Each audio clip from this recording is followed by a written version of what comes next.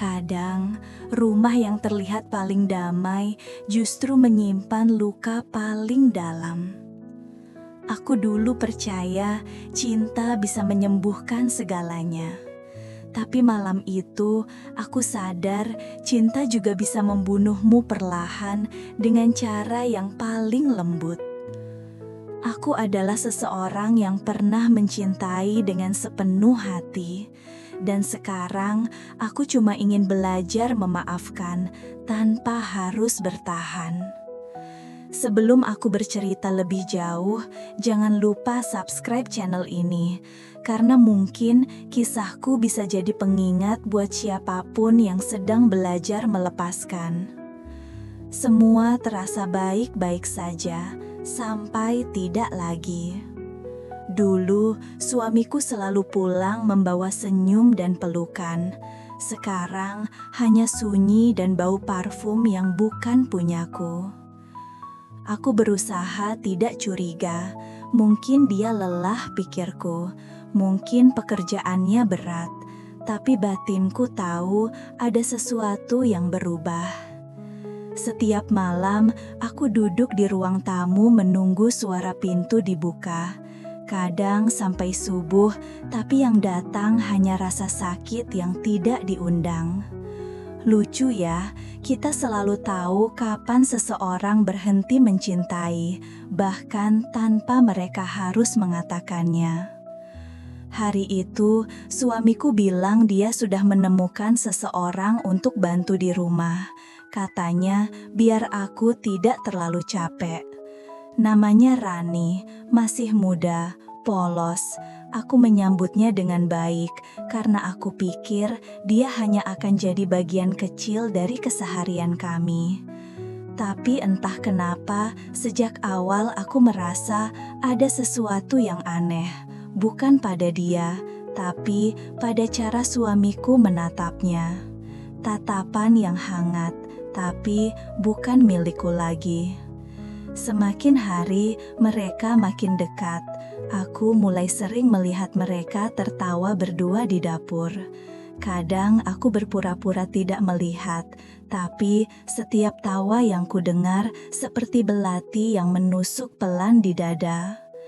Pernah suatu malam, aku bangun dan mendengar bisikan suara mereka. Aku diam di tangga, mendengarkan.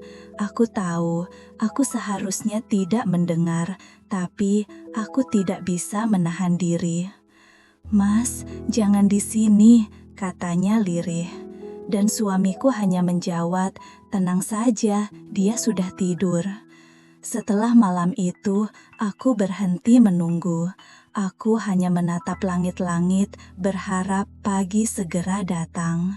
Hari itu, aku pulang lebih cepat dari biasanya. Rumah sepi, hanya terdengar suara samar dari kamar. Aku membuka pintu perlahan, dan di sana mereka, dua orang yang dulu kusebut keluarga, kini sedang menghancurkanku tanpa suara. Aku tidak berteriak, tidak memukul, tidak menangis. Aku hanya berdiri, memandangi mereka dengan mata kosong. Mungkin mereka berharap aku marah, tapi tidak. Aku terlalu lelah untuk marah. Aku hanya berkata pelan, "Kalian tidak perlu sembunyi lagi. Aku sudah tidak butuh alasan." Lalu aku menutup pintu dan pergi dengan hati yang retak, tapi anehnya tenang. Malam itu aku tidak bisa tidur. Aku duduk di tepi ranjang, menatap kosong ke arah cermin. Di pantulan itu, aku melihat perempuan yang asing, mata bengkak tapi tanpa air mata. Aku teringat bagaimana dulu kami pertama kali bertemu. Tawa, janji, dan semua selamanya yang ternyata hanya sementara. Lucu ya, betapa cepat seseorang bisa berubah dari tempat pulang menjadi alasan kita ingin pergi. Aku sadar, mungkin selama ini Aku tidak benar-benar dicintai. Aku hanya nyaman menjadi orang yang bertahan terlalu lama. Pagi berikutnya, aku menulis sesuatu, sebuah surat. Bukan untuk memohon, bukan untuk menyalahkan, tapi untuk pamit dengan cara yang tidak menyakitkan siapapun.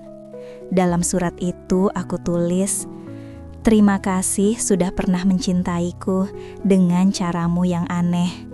Aku tidak menyesal pernah ada di sisimu, tapi aku juga tidak akan memaksakan diriku untuk tetap di sana. Aku pergi bukan karena benci, tapi karena aku ingin sembuh." Aku meninggalkan cincin pernikahan di meja makan bersama secangkir kopi yang masih hangat. Lalu aku melangkah keluar tanpa menoleh lagi. Sudah berbulan-bulan sejak hari itu. Aku tinggal di kota baru, sendirian tapi tenang. Kadang aku masih ingat wajahnya, tapi rasanya sudah tidak sakit lagi. Mungkin memang begini cara Tuhan menyelamatkanku dengan menghancurkanku dulu. Aku tidak menyesal memaafkan, karena memaafkan bukan berarti aku ingin kembali.